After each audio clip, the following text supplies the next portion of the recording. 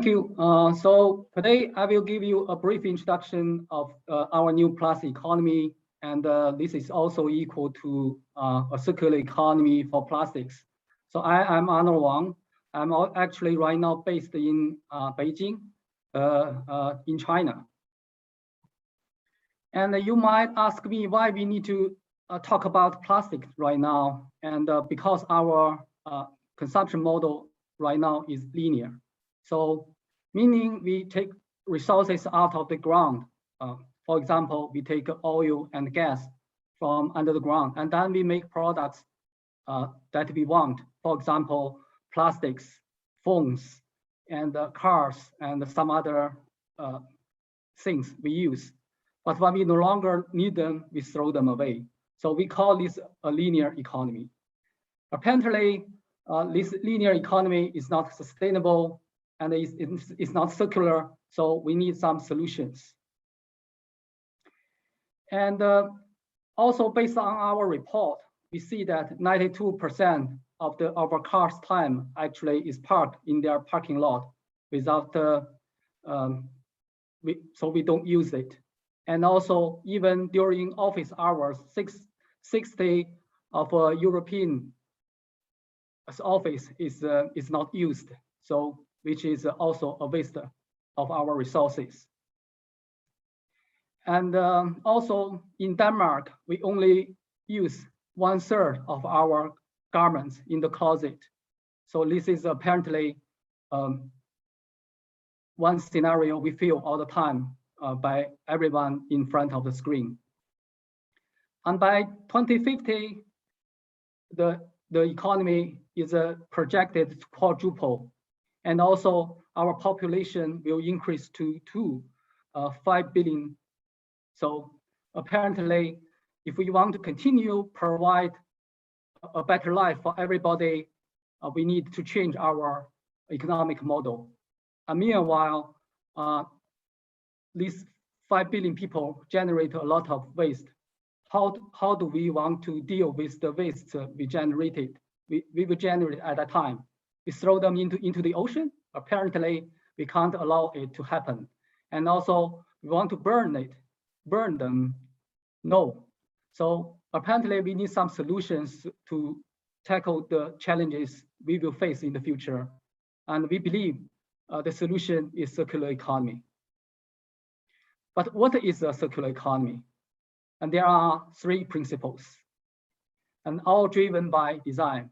It's because as everybody has known already, a product's environmental footprint actually is 80% decided in their design stage.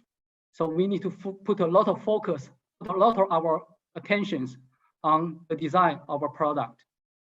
And also the 3 principles include eliminate waste and pollution, and circulate products and materials, and regenerate natural system. And eliminate the waste and pollution. Actually, if we don't actually create the waste in the first place, we can solve the problem right at the beginning in the design, in a product design stage.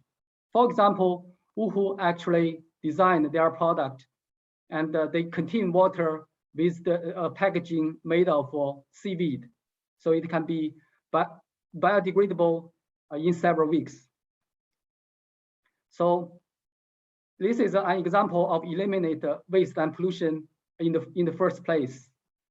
And also SodaStream, actually a startup company purchased by PepsiCo in 2019 by $3.2 billion US. And they actually make sparkling water in-house and provide the service through reusable packaging or reusable cup, so that they don't create the waste also in the first place by applying reusable model. And the last principle is regenerate natural system. If we drink a can of Coke, we know that there is sugar inside. But when we plant the sugar cane, we don't want the growth of the sugar cane actually to deplete the nutrition in the soil and also we don't want the growth of the sugarcane actually to affect the life cycle of other living beings. So the best scenario actually is like a tree. So when the tree's leaves actually fall to the ground, it will in the end become the nutrition for the growth of the tree itself.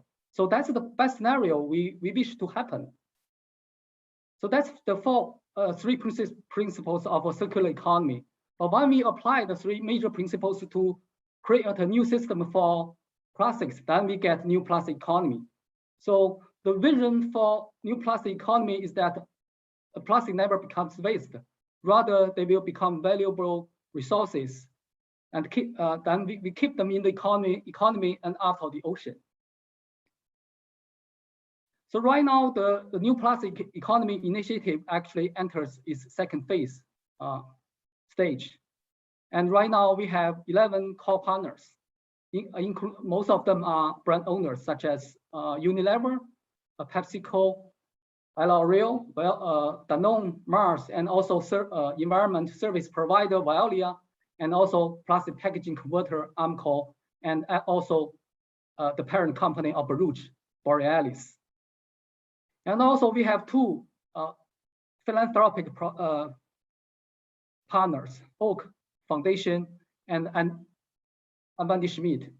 And also we have another around 30 participants in our members, including Kingfa from China and also Indorama from Thailand.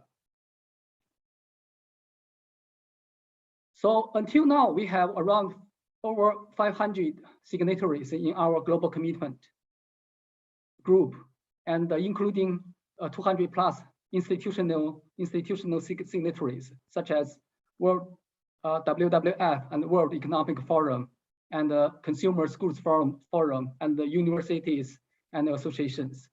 And all the signatories in the world actually right now represent the whole plastic packaging value chain, and also represents 20% of all the plastic packaging used worldwide.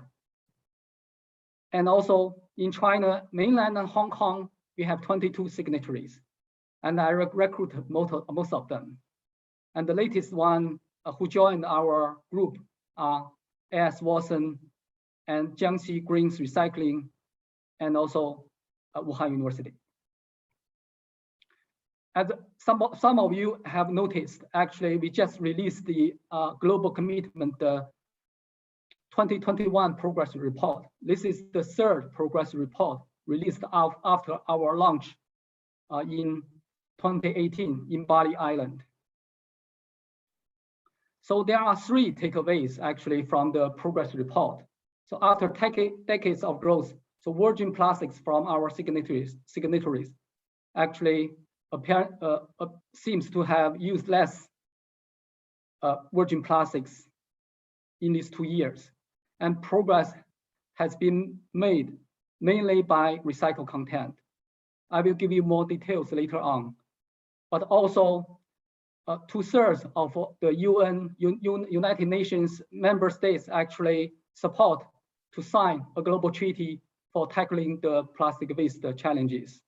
And the latest major country to support this initiative actually is America. So as you can see from this slide, so 2% virgin plastic reduction after 2 years, we launched the initiative.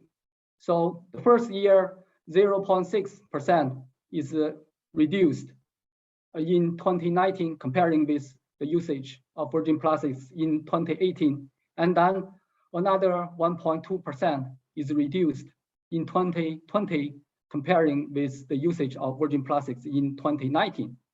But actually, a lot of signatories made virgin plastic reduction a commitment in this year. So from the progress report, we can see that 20% virgin plastic reduction will be made by 2025. And but the most visible achievement actually is from recycled content.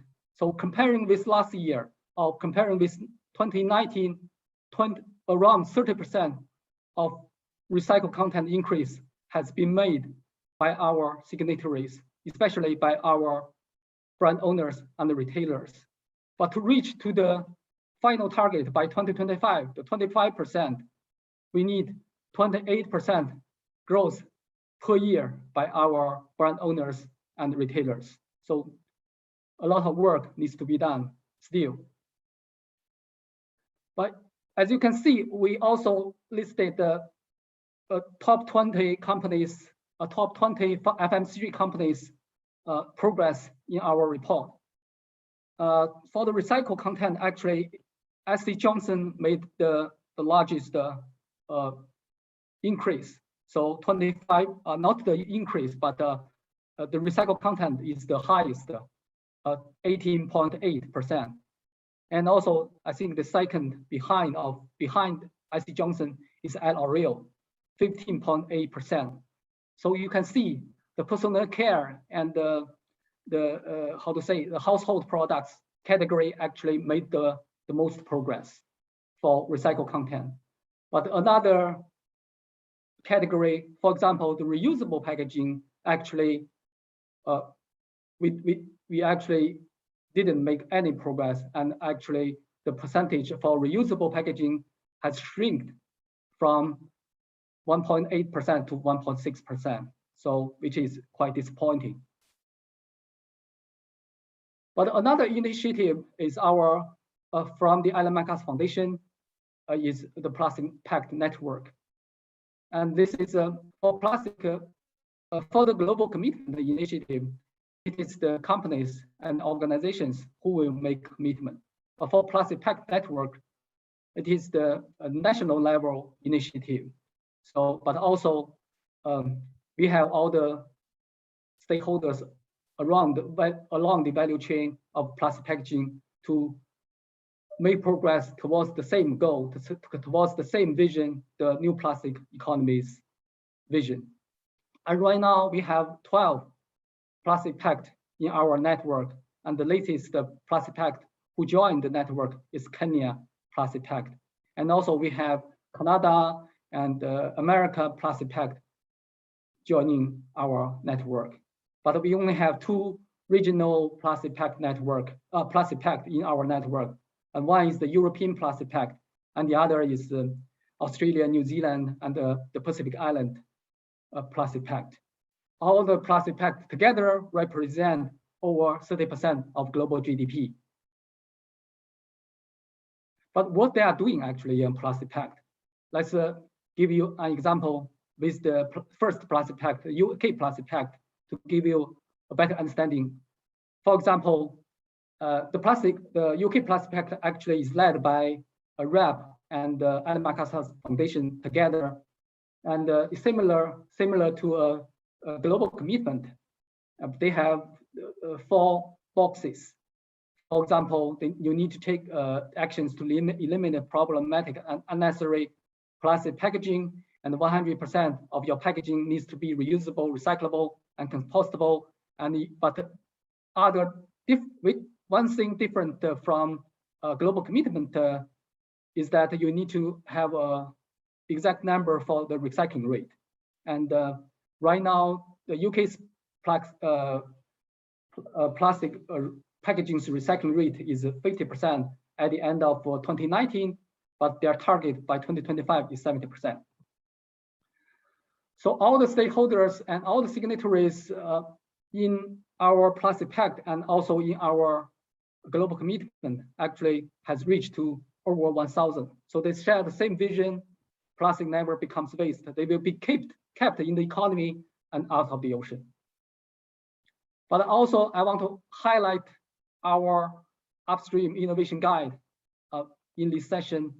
So the methodology or the behind this guideline is quite simple. So we want to tackle the root cause of a problem instead of its symptoms on the surface. So for example, if you arrive home and you found your apartment was flooded, so you immediately turn off the tap of the water, or you actually start mopping up the water on the floor. I think you will choose, everybody will choose to turn off the tap. So that's the methodology behind upstream innovation. And upstream innovation actually focuses on the work in the design stage, as we said earlier for Wuhu. And so including material selection, packaging design, business model.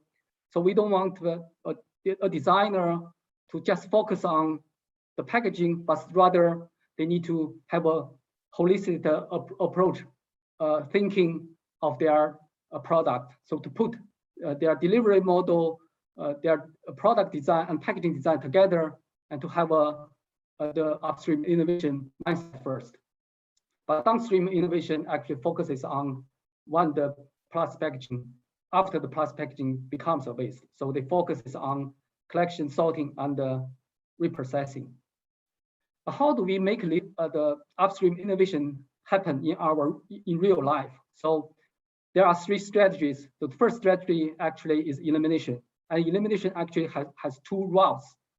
First is direct elimination, and the other is innovative elimination. So one packaging actually has no essential functions, we think that packaging can be immediately eliminated. So that's direct elimination. For example, Nestle actually eliminated the wrap around the bottleneck of their water, water they sold in Egypt.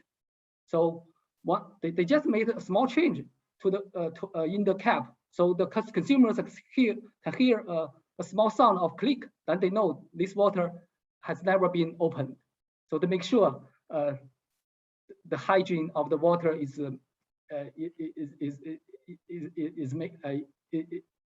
real for the consumers. And also Snappack actually get rid of the shrink film to wrap a bottle of some cans normally we use or we see in a supermarket. So they use some glues to stick together each can, the cans together, so that they don't need to use the shrink film anymore. But when a packaging actually has essential function, we need innovative elimination approach to eliminate those packaging, but still give the customer the same consumers the same customer experience or even better experience. For example, Danone actually in Indonesia actually eliminated the labels on their water. And also, I believe this case can be more frequently seen nowadays. I just see a news in that Coke also eliminated the usage of a label in the Coke they sold in Korea. And the second strategy actually reuse. The reuse we think it's the time to scale up reuse, and that's exactly our signatories are doing right now. We want to give our consumers an option for reuse. If we only provide disposable packaging, disposable cup, and single-use plastics, then they don't have a choice to choose reuse.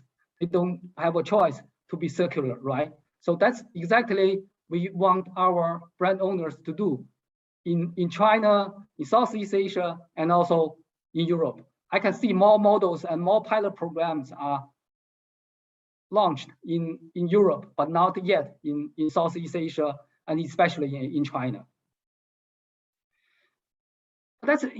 We have lots of cases for reuse. For example, the Everjob, actually, we know that for some cleaning products and some personal care products, especially for shampoos and also for hand wash creams, we know 90% of the ingredient is water. If we only sell concentrated formula or solid products, we don't need to. We will save a lot of transportation costs and also a lot of packaging costs. That's exactly our job is doing at the moment. And also SodaStream, we just mentioned earlier, and also Miwa is partnering with Nestle to to launch dispenser for selling instant coffee and pet food. Apparently, these two cannot mixed. But the last time I hear the result is quite encouraging for us. And they 2 years ago they only have 3 pilots in Switzerland, but right now they are bringing this business model to more supermarkets in Switzerland at the moment. But the last strategy is material circulation. Recycling is still very important for realizing a circular economy for plastics. But there are 3 routes for material circulation: recycling, composting, and substitution. But we only focus on the upstream innovations side of recycling, and we focus on the design stage. So we want to make sure once you have a product and we need to use some packaging for our product, we want you to make sure it can be recycled later on. For example, and want to make sure the packaging can be recycled at their best value in a closed loop possible. And if we take off the color, the pigments used in our packaging, we can largely increase the value of our packaging later on. For example, so these two are similar. So Coca-Cola actually is changing its iconic Sprite color from light green to clear or transparent. And this small change immediately increased the value of their PET bottles by 35%. I think it's more than that. If it is solid color for a PET bottle comparing with clear bottle, I think it's the difference could be 2,000 or 3,000 per ton in China. And BioPak is actually not only sell compostable plastics, they actually created a closed loop system for their compostable packaging or compostable plastic they sell in the markets. And they not only collect the compostable plastics, but also they collect the organic food together back so that the packaging and the food can be composted together in an industrial compost field. And this is a very responsible action because they not only collect their own compostable packaging, they also call on other compostable packaging producers or businesses to join their initiative to form a closed loop together in Australia. And Mondi and Fiorini actually